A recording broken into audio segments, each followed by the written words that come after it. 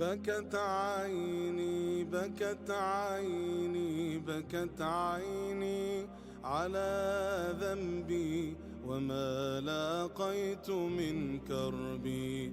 إن الحمد لله نحمده ونستعينه ونستغفره ونؤمن به ونتوكل عليه ونعوذ بالله من شرور أنفسنا من سيئات أعمالنا من يهده الله فلا مضل له ومن يضلل فلا هادي له وأشهد أن لا إله إلا الله وحده لا شريك له وأشهد أن محمدا عبده ورسوله أرسله بالحق بشيرا ونذيرا وداعيا إلى الله بإذنه وسراجا منيرا. الصلاة والسلام على سيدنا محمد وعلى آله وأصحابه ومن تبعهم بإحسان إلى يوم الدين. أما بعد، فيا أيها الناس اتقوا الله العظيم عز وجل وأطيعوه. أوصيكم عباد الله وإياي أولا بتقوى الله. فقال الله تعالى في القرآن الكريم: أعوذ بالله من الشيطان الرجيم، بسم الله الرحمن الرحيم. إن الله يأمر بالعدل والإحسان وإيتاء ذي القربى وينهى عن الفحشاء والمنكر والبغي. وقال تعالى أيضا: ولا تفسدوا في الأرض بعد إصلاحها. صدق الله العظيم. وقال نبينا صلى الله عليه وسلم: من غشنا فليس منا. صدق رسول الله صلى الله عليه وسلم. அல்ஹம்துலில்லாஹ், புகழ் அனைத்தும் நம்மை படைத்து பரிபாலிக்கக்கூடிய, நம்முடைய அனைத்து தேவைகளை நிறைவேற்றி தரக்கூடிய, இவ்வுலக வாழ்க்கையில் எந்த முறையில் வாழ வேண்டும் என்பதை சங்கையான குர்ஆனின் மூலமாகவும் அன்பு நபி ஸல்லல்லாஹு அலைஹி வஸல்லம் அவர்களுடைய வாழ்க்கை வழிமுறைகள் மூலமாகவும் காட்டி தந்த இவ்வுலக வாழ்க்கையில் ஊழல் இல்லாமல் வாழ வேண்டும் என்ற கூடிய விடயத்தை சுட்டி காட்டிய நபி ஸல்லல்லாஹு அலைஹி வஸல்லம் அவர்கள் வாழ்ந்து காட்டிய அந்த பிரகாரம் வாழ்வதற்குண்டான பாக்கியத்தை தரக்கூடிய எல்லாம் வல்ல அல்லாஹ் சுப்ஹானஹு வ தஆலா குறித்தார். அவன் தனித்தவன், இணை துணையற்றவன், எதையும் செய்வதற்கு சக்தி உள்ளவன், காதிராக இருக்கிறான் என்பது அசாட்சி கூறுகின்றேன். சலாத்தும் சலாமும் எங்கள் உயிரினும் மேலான அன்பு நபி முஹம்மது முஸ்தபா ஸல்லல்லாஹு அலைஹி வஸல்லம் அவர்கள் மீதும், அன்னாருடைய குடும்பத்தார்கள், தோழர்கள், முஸ்லிமான மூமினான ஆண்கள், பெண்கள் அனைவர்கள் மீதும் என்றென்றும் உண்டாவதாக. கண்ணியத்துக்குரிய அல்லாஹ்வின் நல்லடியார்களே, ரப்புல் இஸ்ஸத் அல்லாஹ் சுப்ஹானஹு வ தஆலா சங்கையான குர்ஆன்ல எந்த விடயங்களை எடுத்து நடத்துமாறு கூறியிருக்கின்றானோ அந்த விடயங்கள் தந்த வாழ்க்கையில் எடுத்து நடத்துமாறும், இந்த விடயங்கள் அன்பு ஸல்லல்லாஹு அலைஹி வஸல்லம் அவர்கள் வாழுமாறு சொல்லி காட்டினார்களோ, வாழ்ந்து காட்டினார்களோ அந்த விடயங்களை தந்த வாழ்க்கை எடுத்து நடத்துமாறும், இவைகளை அல்லாஹ் சுப்ஹானஹு வ தஆலாவும் அன்பு ஸல்லல்லாஹு அலைஹி வஸல்லம் அவர்களும் பாவம் என்று ஹராம் என்று சொல்லி தடுத்திருக்கின்றார்களோ அந்த பாவமான ஹராமான காரியங்களிலிருந்து முற்று முழுதாக தந்து நடத்துமாறும், இன்னும் எல்லா நேரங்களிலையும் அல்லாஹ் சுப்ஹானஹு வ தஆலா எம்மை பார்த்து கொண்டிருக்கின்றான் என்ற சிந்தனையுடன் எல்லா இடங்களிலையும் எல்லா நேரங்களிலையும் அல்லாஹ்வை பயந்து தக்வாவுடன் வாழுமாறும், இத்தகுல்லாஹ், அல்லாஹ்வை அஞ்சி நடப்பீர்களாக என்று முதலாவதாக என்னையும் என்ற குடும்பத்தாரை, அப்பால் உங்களையும் உடைய குடும்பத்தாரை வசியத் செய்து கொள்கின்றேன். கண்ணியத்துக்குரிய அல்லாஹ்வின் நல்லடியார்களே, இன்றைய ஹுத்பா பிரசங்கத்தில் சுருக்கமாக இன்று நாம் இந்த நாட்டில் வாழ்ந்தாலும் சரி, எங்கே வாழ்ந்தாலும் சரி, தம்முடைய குடும்பத்தார்களோடையா இருக்கலாம், வேலை செய்யக்கூடிய இடத்திலேயாக இருக்கலாம், அந்த எல்லா இடங்களிலையும் ஊழல் இல்லாத முறையில் வாழ வேண்டும். அப்பொழுதுதான் சமூக மாற்றம், சமூகத்தில் நல்ல சமூகம் உண்டாகும் என்றக்கூடிய தலைப்பில் ஒரு சில விடயங்களை கூறலாம் நினைக்கின்றேன். கண்ணியத்துக்குரிய சகோதரர்களே, குர்ஆன்ல அல்லாஹ் சுப்ஹானஹு வ தஆலா ஒரு இடத்திலே சொன்னான்: இன்னல்லாஹ யஅமுரு பில் அத்லி வல் இஹ்சான் வ ஈதாஇ தில் குர்பா வ யன்ஹா அனில் ஃபஹ்ஷாஇ வல் முன்கர் வல் பகி என்ற கூடிய குர்ஆன் வசனத்தின் மூலமாக அல்லாஹ் சுப்ஹானஹு வ தஆலா எமக்கு ஏவுகின்றான். நிச்சயமாக அல்லாஹ் நீதமாக நடக்குமாறு அல்லாஹ் ஏவுகின்றான். இன்னும் உபகாரமாக நடக்குமாறும், மற்றவர்களுக்கு உதவி செய்யுமாறும் அல்லாஹ் சுப்ஹானஹு வ தஆலா ஏவுகின்றான். குடும்பத்தாருக்கு, நெருங்கியவருக்கு, உறவினர்களுக்கு தன்னுடைய பணத்தால் உதவி செய்யுமாறும் அல்லாஹ் ஏவுகின்றான். இன்னும் மானக்கேடான வெட்கக்கேடான அநியாயங்கள் வெறுக்கத்தக்க விஷயங்களை அல்லாஹ் சுப்ஹானஹு வ தஆலா தடுக்கின்றான் என்று அல்லாஹ் குர்ஆனில் சொல்லி காட்டுகின்றான். இந்த குர்ஆன் ஆயத்தை போதும் நாம் இந்த உலக வாழ்க்கையில் அல்லாஹ் சொன்னதையே எடுத்து வேண்டும். எவை அல்லாஹ் சுப்ஹானஹு வ தஆலா செய்யக்கூடாது என்று தடுத்திருக்கின்றானோ அவைகளை தடுத்துக் கொள்வதற்காக வேண்டும். கண்ணியத்துக்குரிய சகோதரர்களே, ஊழல் என்றும் போது எங்களுடைய சிந்தனையில் ஓடக்கூடிய ஒரே ஒரு விடயம்தான் ஊழல் பணத்தில் தான் நடக்கும் என்று. கண்ணியத்துக்குரிய சகோதரர்களே, ஊழல் என்பது பணத்தில் மாத்திரமல்ல, எல்லா விதத்திலும் பணம் அதுக்கு உதவியாக இருக்கும். ஊழலுக்கு பணத்தில் மாத்திரம் ஊழல் நடப்பதில்லை. கண்ணியத்துக்குரியவர்களே, நாம் நம்முடைய வேலை தளங்களில் 8 மணி நேரங்கள் வேலை செய்ய வேண்டும் இருந்தால் அதுக்கு தாமதமாக சென்றுவிட்டு குறித்த நேரத்தில் நான் வந்துவிட்டேன் என்று கையொப்பம் இடுவதும் ஊழல் தான். 8 மணி தியானங்கள் வேலை செய்ய வேண்டிய இடத்தில் 6 மணி நேரங்கள் 7 மணி நேரங்கள் வேலை செய்துவிட்டு 1 மணி நேரம் முன்பு சென்று விட்டு நான் பரிபூர்ணமாக வேலை செய்து விட்டேன் என்று கையொப்பம் இட்டாலும் ஃபிங்கர் பிரிண்ட் வச்சாலும் கண்ணியத்துக்குரிய சகோதரர்களே அதுவும் ஊழல் தான். எனவே நாம் கண்ணியத்துக்குரிய சகோதரர்களே, எந்தெந்த இடங்களிலே ஊழல் என்று இருக்கின்றதோ அது பணமாக இருக்கலாம், பணம் அல்லாத விடயங்களாக இருக்கலாம், அந்த விடயங்களிலிருந்து முற்று முழுதாக எம்மை பாதுகாத்துக் கொள்ள வேண்டும். ஏனென்றால் அல்லாஹ் சுப்ஹானஹு வ தஆலா குர்ஆன்ல சொல்லிட்டான், வமன் யஅமல் மிஸ்கால தர்ரத்தின் கைரன் யரா வமன் யஅமல் மிஸ்கால தர்ரத்தின் ஷர்ரை யரா. இவன் ஒருவன் ஒரு அனுப்பிரமாணமாவது நலவை செய்தால் அதையும் நாளை மறுமையில் கண்டுகொள்வான். அனுப்பிரமாணமாவது தீமையை கெடுதியை செய்துவிட்டால் அதையும் நாளை மறுமையில் கண்டுகொள்வான் என்று அல்லாஹ் சுப்ஹானஹு வ தஆலா சொல்லிவிட்டான். எனவே சின்னொரு விடயமாக இருந்தாலும் அதுக்குரிய கூலி அல்லாஹ் தருகின்றான். சின்னொரு விடயமாக இருந்தாலும் அதுக்குரிய பாவம் எழுதப்பட்டுதான் ஆகும். எனவே நாளை மறுமையில் அந்த சின்னது சின்னது என்று சொல்லக்கூடிய நாம் சொல்லுவோமே சிறு துளி பெரு வெள்ளம் என்று, அதை போன்று நாளை மறுமையில் பிரமாண்டமாக வந்துவிடும். எனவே உலக வாழ்க்கையில் நாம் எம்மை இந்த பயங்கரமான பாவங்கள்ல இருந்து, ஹராங்கள்ல இருந்து, ஊழல்கள் இருந்து பாதுகாத்துக் கொள்வது அவசியமாகும். கண்ணியத்துக்குரியவர்களே, பரீட்சைகள் வருகின்றது. அது ஏலெவலாக இருக்கலாம், ஸ்காலர்ஷிப்பாக இருக்கலாம். இவைகளில் மோசடி செய்வதும் அது சொல்லிக் கொடுப்பதும் கேட்பதும் இதுவும் ஊழல் தான், மோசடி தான். அதன் மூலமாக மோசமான ஒரு சமூகம் உருவாக இருக்க முடியும். நாம் அந்த மாணவர்களுக்கு பரீட்சையின் போது நாம் சொல்லிக் கொடுத்தால், அது ஆசிரியராக இருக்கலாம், அதை பார்ப்பதற்காக வேண்டி செய்யக்கூடிய மேற்பார்வையாளராக இருக்கலாம், அவர்கள் சொல்லிக் கொடுக்கும் பொழுது அநியாயக்காரர்கள் உருவாகலாம். அது மூலமாக நாங்கள் செய்வது ஒரு ஊழல் தான், ஒரு அநியாயம்தான். இதே போல வியாபாரத்தை எடுத்துக்கொண்டால், வியாபாரத்திலே கண்ணியத்துக்குரியவர்களே பலதரப்பட்ட மோசடிகள் ஊழல்கள் நடைபெறுகிறது. அந்த ஊழல்களில் நம்மை பாதுகாத்துக் கொள்ளுங்கள். அது ஒரு ரூபாவாக இருந்தாலும் சரியே, ஒரு சதமாக இருந்தாலும் சரியே, அது பேச்சுவார்த்தையின் போது வரக்கூடிய பொய்யாக இருந்தாலும் சரி, பொய் ஏமாற்றுதல் கண்ணியத்துக்குரியவர்களே இவைகளும் ஊழலிலேயே சேர்ந்துவிடும். கண்ணியத்துக்குரியவர்களே, நபி ஸல்லல்லாஹு அலைஹி வஸல்லம் அவர்கள் ஒரு முறை சொன்னார்கள், மன் கஷ்ஷனா ஃபலைஸ மின்னா. இந்த ஹதீஸை நபி ஸல்லல்லாஹு அலைஹி வஸல்லம் அவர்கள் கூறுவதற்கு காரணம், ஒரு முறை நபி ஸல்லல்லாஹு அலைஹி வஸல்லம் அவர்கள் மதீனாவுடைய சந்தையில் போய் கொண்டிருக்கும் பொழுது கோதுமை குவியலை கண்டார்கள். அந்த கோதுமை குவியலை கண்டு அதுக்குள்ளே கையை விட்டு பார்த்தார்கள். கையை விடும் பொழுது அந்த கையிலே ஈரத்தன்மை விளங்கியது. அப்பொழுது அந்த தோழனிடம் நபி ஸல்லல்லாஹு அலைஹி வஸல்லம் அவர்கள் கேட்டார்கள், இது என்ன ஏற்பட்டிருக்கிறது, ஈரமாக இருக்கிறது என்று. அப்பொழுது அந்த நபி தோழர் சொன்னார், மழை ஏற்பட்டதின் காரணமாக, மழை மூலமாக இது ஈரமாக இருக்கிறது.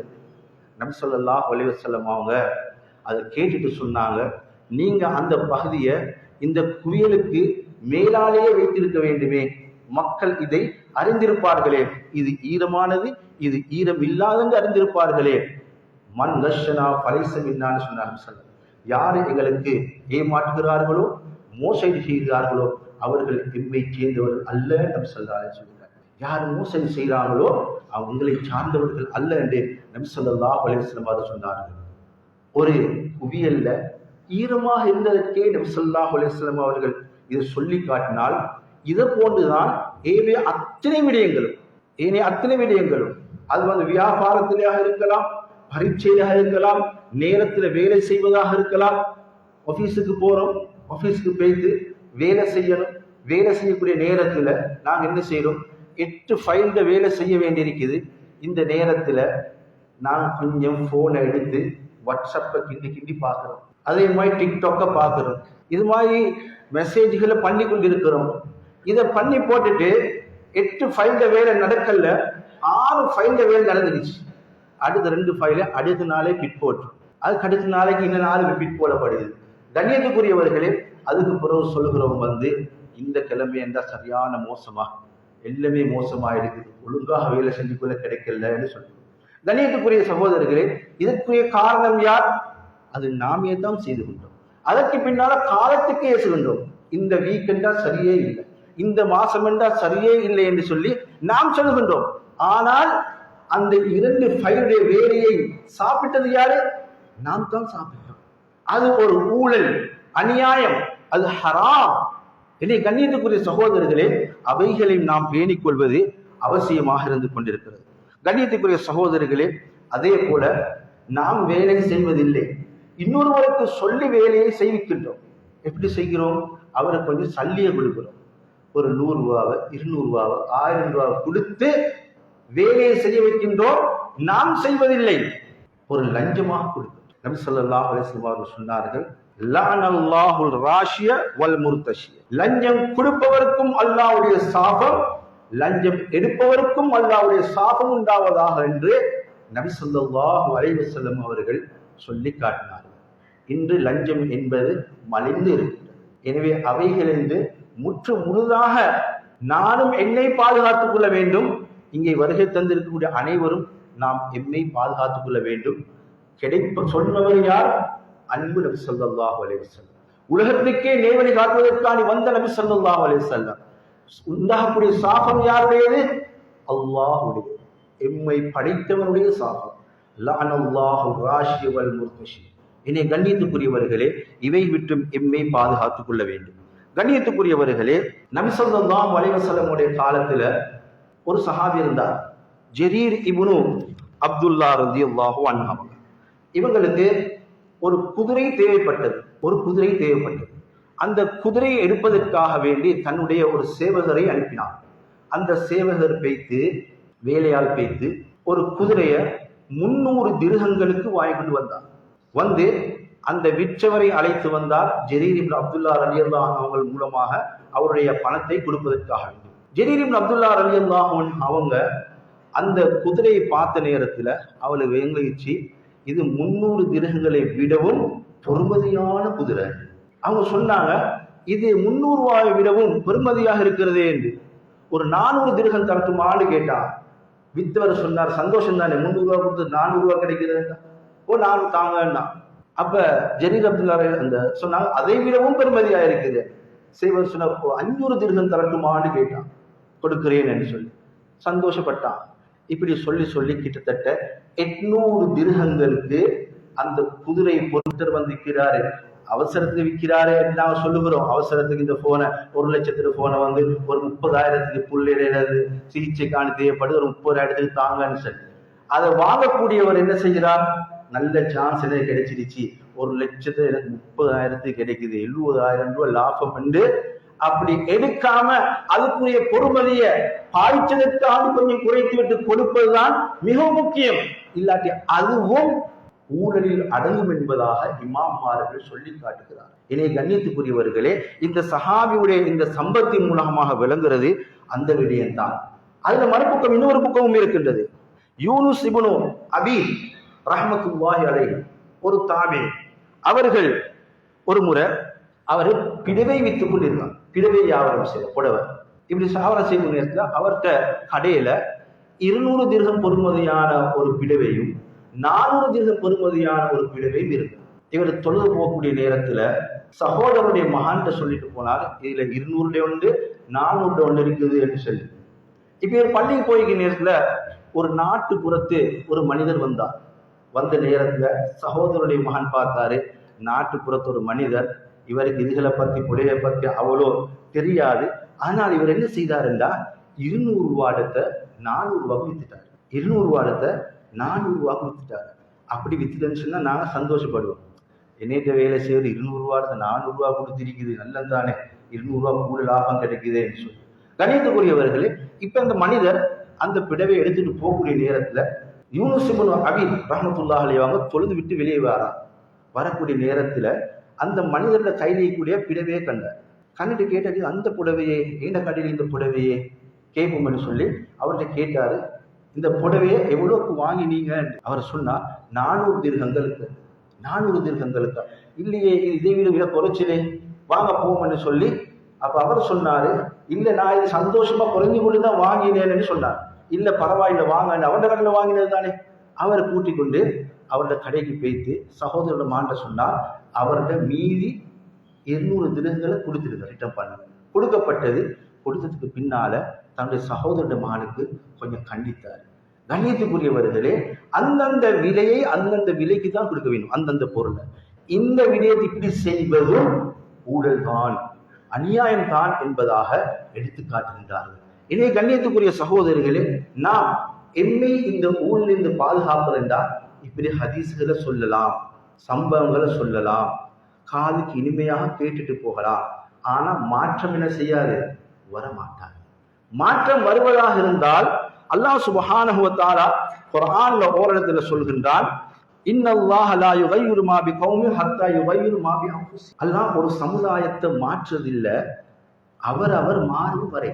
நாங்க பார்க்கிறோம் அவர் மாறணும் இவர் மாறணும் என்று சொல்லி இல்லை. நாங்க மாற்றோம் என்றால் நான் ஊழல் இல்லாமல் வாழ்வேன், அநியாயம் இல்லாமல் வாழுவேன், லஞ்சம் இல்லாமல் வாழ்வேன், ஏமாற்றம் இல்லாமல் வாழுவேன் என்ற கூடிய முடிவை எடுத்தால்தான் எங்களுக்கு கண்ணியத்துக்குரிய சகோதரர்களே சமூகத்துடைய மாற்றங்களை எதிர்பார்க்கறதுக்கு இயலும். அதனால கண்ணியத்துக்குரிய சகோதரர்களே, நாங்க எல்லாரும் எம்முடைய வாழ்க்கையில் நிம்மதியான சந்தோஷமான வாழ்க்கை வரணும் என்றிருந்தால் நான் மாறணும். நான் மாறினாதான் எல்லாமே மாறுமே தவிர, அது இல்லாம அவர் மாறணும், தலைவர் மாறணும், ஜனாதிபதி மாறணும், இந்த அமைச்சர் மாறணும், இந்த பணக்காரர் மாறணும், இந்த நிர்வாகம் மாறணும், அந்த மதரசா அதிபர் மாறணும், அவர் எல்லாரும் மாறினா நான் மாறாட்டி ஒன்றும் செய்வார். எனவே ஒவ்வொருத்தரும் அவரவர்கள் மாறினால்தான் மாற்றம் சமுதாயத்தில் உண்டாகும். மாற்றம் அவரவர்கள் ஏற்பட்டால் சமுதாயத்தில் மாற்றம் ஏற்படும், சமுதாய மாற்றம் ஏற்பட்டால் நாட்டில் மாற்றம் ஏற்படும். எனவே கண்ணியத்துக்குரிய சகோதரர்களே, அல்லாஹ் சுப்ஹானஹு வ தஆலா எங்களுக்கு நபி ஸல்லல்லாஹு அலைஹி வஸல்லம் அவர்கள் மூலமாக நீதி வழிகாட்டு. கடைசி ஒரு உதாரணம் சொல்லி முடித்துக் கொள்கின்றேன். கண்ணியத்துக்குரிய சகோதரர்களே, நபி ஸல்லல்லாஹு அலைஹி வஸல்லம் அவங்க சொன்னாங்க, இமாத்தத்துல் அதா அனி தரீகி சதகா. பாதையில் இருக்கக்கூடிய அழுக்குகளை ஊத்தைகளை இவைகளை ஊத்த பாலில போடுறதும் சதகாண்டா. அதை நாங்க ரோட்ல போட்டோம்டா அதுவும் அநியாயமாக ஆகிடும். ஏன் அநியாயம் தெரியுமா? வாழைப்பழம் தின்னுது, வாழைப்பழத்தோட ரோட்ல போட்டோம், ஒருத்தர் வலி விழுந்துட்டாரு, தலை பட்டுருச்சு, அவருக்கு மெமரி லொஸ்டா போயிடுச்சு. இந்த குடும்பமே சீரழிவதற்கு காரணம் ஒரு வாழைப்பழத்தோல் தான். அதனால கண்ணியத்துக்குரியவர்களே, வாழைப்பழத்தோல் ஆய்ந்தால் ஊத்த தொட்டியில போடுவது அது சதகா. இளைய கண்ணியத்துக்குரியவர்களே, நாம் நம்முடைய வாழ்க்கையில் மாற்றத்தை ஏற்படுத்திக் கொள்வோம், முழு சமூகம் மாற்றிடும். அல்லாஹ் சுப்ஹானஹு வ தஆலா ஊழலற்ற வாழ்க்கையை வாழ்வதற்கு, சமூகத்தை உருவாக்குவதற்கு நம் அனைவருக்கும் பாக்கியை தந்தருவானாக. எங்கள் அனைவருடைய பாவங்களை மன்னித்திரியா அல்லாஹ், அறிந்தும் அறியாமல் தெரிந்தும் தெரியாமல் செய்த பாவங்களை மன்னித்திரியா அல்லாஹ். எங்கள் உள்ளத்தில் இருக்கக்கூடிய ஹலாலான ஹாஜத்தை நிறைவேற்றி தந்திரியா அல்லாஹ். எங்களுக்கு வாக்களை நீ கபூல் செய்து போயா அல்லாஹ். வ ஆஹிரு தஅவானா அல்ஹம்துலில்லாஹி ரப்பில் ஆலமீன்.